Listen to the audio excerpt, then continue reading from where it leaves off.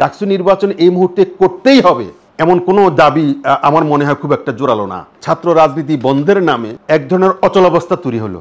তাইলে ঢাকা বিশ্ববিদ্যালয়ের ভিসি আপনার সিরাজ ইসলাম চৌধুরী হইতো না। ষড়যন্ত্র আছে বাংলাদেশ একটা মানে ষড়যন্ত্র এটা একটা মানে বাংলাদেশ একটা উর্বর জায়গা ষড়যন্ত্রের, কনস্পিরেসির একটা মানে ফার্টাইল ল্যান্ড।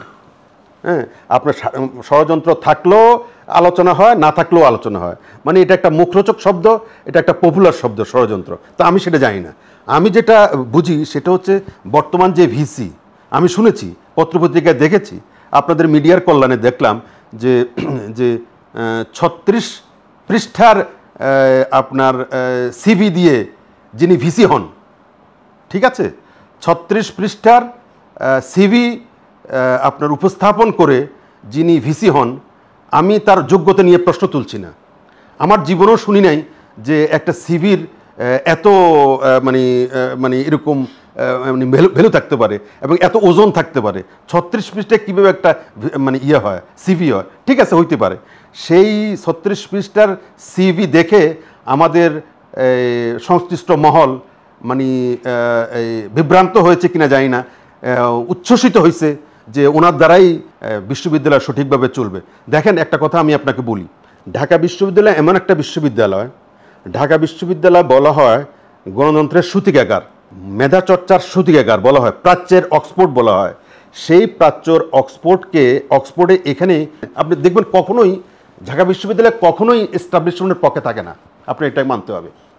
ও আপনার এই বিশ্ববিদ্যালয়ের প্রতিষ্ঠা লগ্ন থেকে আপনি যদি ইতিহাস দেখেন, এই ছাত্র রাজনীতির ইতিহাস দেখেন এবং শিক্ষকদের ইতিহাস দেখেন, আপনি যদি শিক্ষকদের ইতিহাস দেখেন, পরম্পরা দেখেন, দেখবেন কখনোই ঢাকা বিশ্ববিদ্যালয় এস্টাবলিশমেন্টের পক্ষে থাকে না। এটাই এটার ঐতিহ্য, এটাই এটার ইউনিকনেস, এটাই এই মানে বিউটি অফ ঢাকা বিশ্ববিদ্যালয়। কিন্তু সেই ক্ষেত্রে আমরা ব্যতিক্রম দেখছি। আমাদের কাছে মনে হচ্ছে যে ঢাকা বিশ্ববিদ্যালয়ে এমন একটা গোষ্ঠীকে এখানে স্থান করে দেওয়ার প্রচেষ্টা চলছে যারা এস্টাবলিশমেন্টের স্তুতি গাইবে, যারা ক্ষমতাসীনদের আজ্ঞাবহ থাকবে, এরকম একটা প্রচেষ্টা অতীতে যেমন ছিল এখনও আছে। এই স্বৈরাচারের যে 10 বছর, স্বৈরাচারের 10 বছরে আপনি যদি 10 বছর ধরেন, স্বৈরাচার কী ভাবছে, এই ফ্যাসিবাদ কী মনে করছে, ঢাকা বিশ্ববিদ্যালয় তাদের, সারা দেশ তাদের, ঢাকা বিশ্ববিদ্যালয় তাদের, সারা বাংলাদেশের বিশ্ববিদ্যালয়গুলো তাদের, ছাত্রলীগের, এটাই তো ভাবছে। কিন্তু আখেরে সেটা ভুল প্রমাণিত হয়েছে। এই ঢাকা বিশ্ববিদ্যালয়কে তার নিজস্ব গতিপথে ছেড়ে দিতে হবে, তার নিজস্ব চিন্তা চেতনার উপরে ছেড়ে দিতে হবে। এটা যারাই করে নাই, এই সরকার ঠিক একইভাবে হাঁটতেছে। ভিসি নিয়োগ দিয়েছে, ঠিক আছে, সেই ভিসি নিয়োগ করার পরে আমরা কি লক্ষ্য করলাম? আমরা লক্ষ্য করছি এই ইয়ের নামে, কি বলে এটাকে, ছাত্র রাজনীতি বন্ধের নামে এক ধরনের অচলাবস্থা তৈরি হচ্ছে এবং সেই দিকে যাচ্ছে। সামনে আপনার নির্বাচন, আপনি মনে রাখতে হবে, সামনে নির্বাচন। এই নির্বাচনের আগে বিশ্ববিদ্যালয়ের যে এই নির্বাচনটা দিল, এখন ডাকসু নির্বাচনের যে তারিখ ঘোষণা হয়েছে, মানে খুব শীঘ্রই হয়ে যাবে। এটার একটা মতলব আছে, এটার একটা উদ্দেশ্য আছে, আপনাকে এটা বুঝতে হবে। সেই উদ্দেশ্যটা কি? আপনি এর পরও তো করতে পারতেন। এমন কি দাবি উঠছে, কেন আমাদের দাবি তো সবসময় উঠে, প্রতি বছর হওয়া উচিত বিশ্ববিদ্যালয়ের ডাকসু নির্বাচন, তো হচ্ছে না। তো আপনি কোনো এক সুতায় কিন্তু এটাকে আপনি মানে দীর্ঘায়িত করতে পারতেন।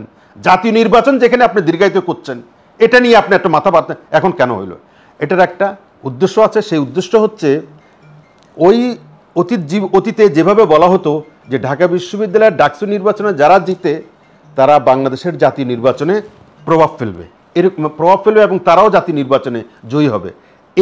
এরকম একটা প্রভাব, এরকম একটা আবহ তৈরি করা এবং এরকম একটা ভাব দেখানোর জন্যই এই নির্বাচনের মহড়া চলছে এখন, ঠিক আছে?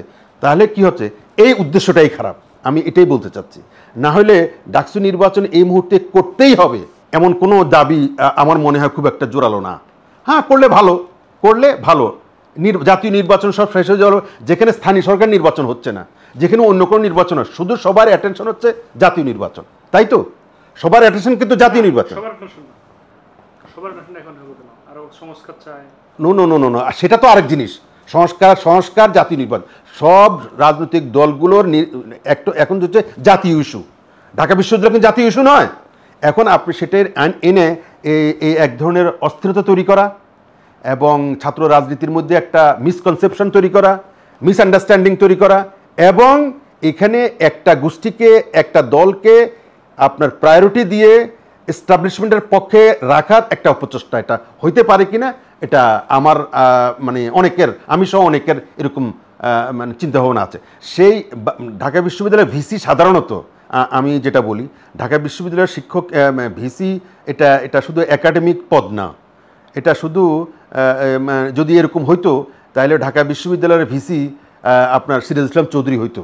যদি এরকম হইতো ঢাকা বিশ্ববিদ্যালয়ের মানে ভিসি, তাহলে এরকম ঝানু যারা একাডেমিশিয়ান, ঝানু যারা লেখক, কবি, সাহিত্যিক ছিল ঢাকা বিশ্ববিদ্যালয়, তারাই হইতেন। কিন্তু ভিসিগিরিটা এটা একটা অ্যাডমিনিস্ট্রেটিভ পোস্ট, পদবি, এবং এটা একটা এমন একটা পদ যেটার সাথে বিশ্ববিদ্যালয়ের আইন শৃঙ্খলা থেকে শুরু করে বিশ্ববিদ্যালয়ের লেখাপড়ার পরিবেশ, ছাত্রদের জীবন জীবিকা এবং অনেক কিছু এটার সাথে জড়িত। সুতরাং আমি মনে করি আমাদের ভিসি নিয়োগ করার ক্ষেত্রে সরকারের তখন যে দোদুল্যমানতা, সিদ্ধান্তহীনতা এবং এই যে তাদের এক ধরনের করি না, এই যে একটা মনোভাব ছিল, সেই হিসেবে ভিসি নিয়োগ দিয়ে আমি তো মনে করি, এটা আমার ব্যক্তিগত মতামত, সেটা হচ্ছে সঠিক নির্বাচন করতে পেরেছে কিনা এটা অনেকের মতো আমি সন্দেহ করি। সেটার কারণে এই পরিবর্তিত পরিস্থিতিতে যেরকম একটা গার্ডস পার্সওয়ালা, যেরকম একটা আপনার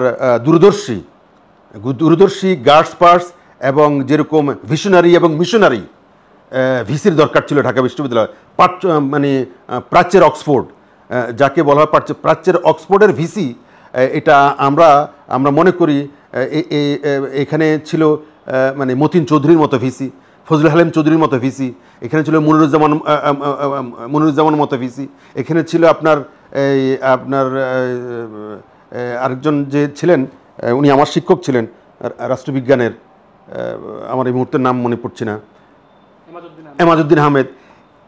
এই মানের ভিসি যারা শুধু একাডেমিশিয়ান ছিলেন না, যারা শুধু শিক্ষক ছিলেন না, শুধু জাতীয় বিবেক ছিলেন এবং যারা প্রভাব খাটাতে পারতেন ছাত্রদের উপরে, জাতির উপরে, এবং যারা জাতীয় চরিত্র গঠনে যাদের মানে চারিত্রিক বৈশিষ্ট্যের প্রভাব আছে, সেরকম ভিসি দরকার ছিল মূলত। আমরা সেরকম ভিসি পাই নাই, বা সে ভিসির আমাদের অভাব আছে বলে আমার মনে হচ্ছে, যার জন্যেই বিশ্ববিদ্যালয়ে এই ধরনের অশান্তি, বিশ্ববিদ্যালয়ে এই ধরনের সিদ্ধান্তহীনতা, এবং বিশ্ববিদ্যালয়ের শিক্ষকদেরকে বলতে শুনি, মানে বিশ্ববিদ্যালয়ের শিক্ষক ভিসি যখন ছাত্রদের সাথে কথা বলে মনে হচ্ছে তার কলিগদের সাথে কথা বলে।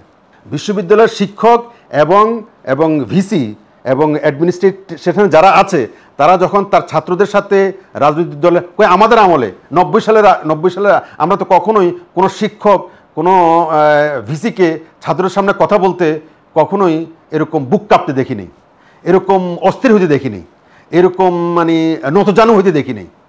ওনারা যেটা উপযুক্ত মনে করেছেন সেটাই করেছেন, এবং সেটা ছাত্ররা মানতে বাধ্য হয়েছে।